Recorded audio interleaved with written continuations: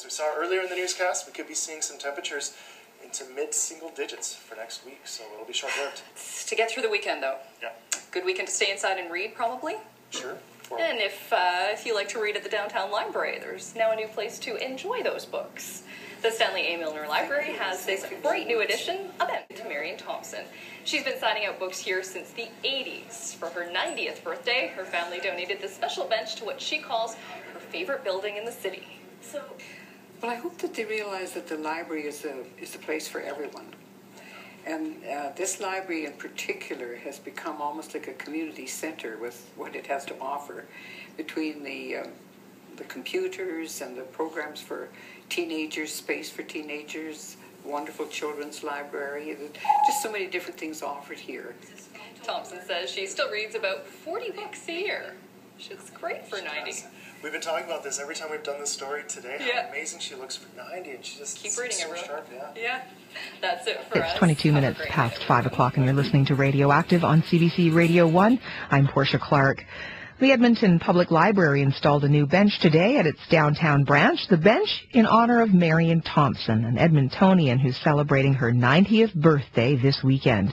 Marion's 3 children bought the bench for the library as a way to celebrate their mother's love of reading. Radioactive's Isabel Gallant stopped by the Stanley Milner Library this afternoon to talk to Marion.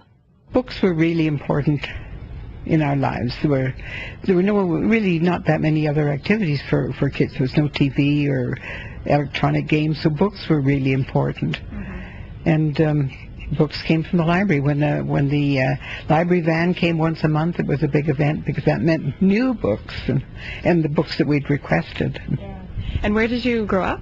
In the little town of Hope, BC, which is about 90 k's east of Vancouver in the Fraser Valley. Well, it was a little library. It was connected to the village hall. It was actually about 200 feet from the front door of our house, so it was pretty easy to get there. I remember that the 2 bottom shelves on both of the library cupboards were for the children, so they were pretty limited books.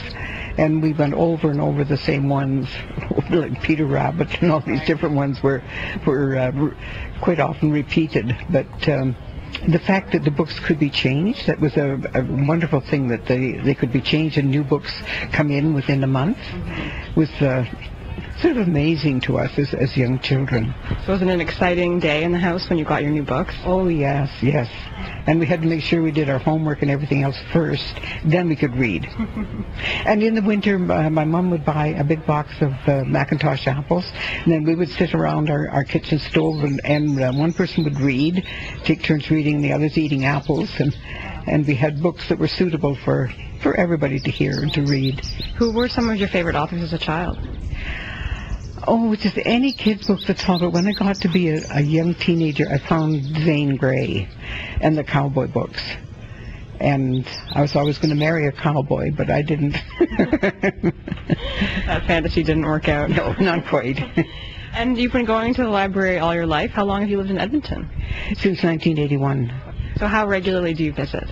About once a week. Mm-hmm. So you must read fast. Well, I have a lot of books. Right now I have 6 books at home, so I sort of do window shopping. Right.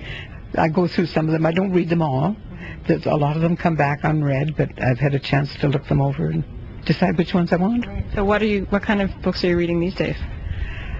I'm reading one on Morocco, a novel of a woman in Morocco, another one of a young couple just before the Second World War in England. So I keep 2 books going at the same time, one upstairs in my bedroom and one downstairs. Very convenient. But very confusing, too. And do you read, are those books fiction or nonfiction? I read everything. I love nonfiction. I like biographies and adventure stories.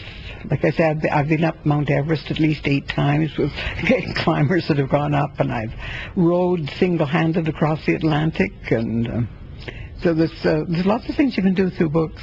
Yeah, definitely. And it sounds like they've played a really important part of your life. Mm-hmm. And I particularly like to read biographies of women that have done adventuresome and wonderful things. Yeah. And what did you do as your work in your life? I started out as a meteorological assistant in the last months of the war, and then I took 22 years off and raised children. And then I became an ESL instructor.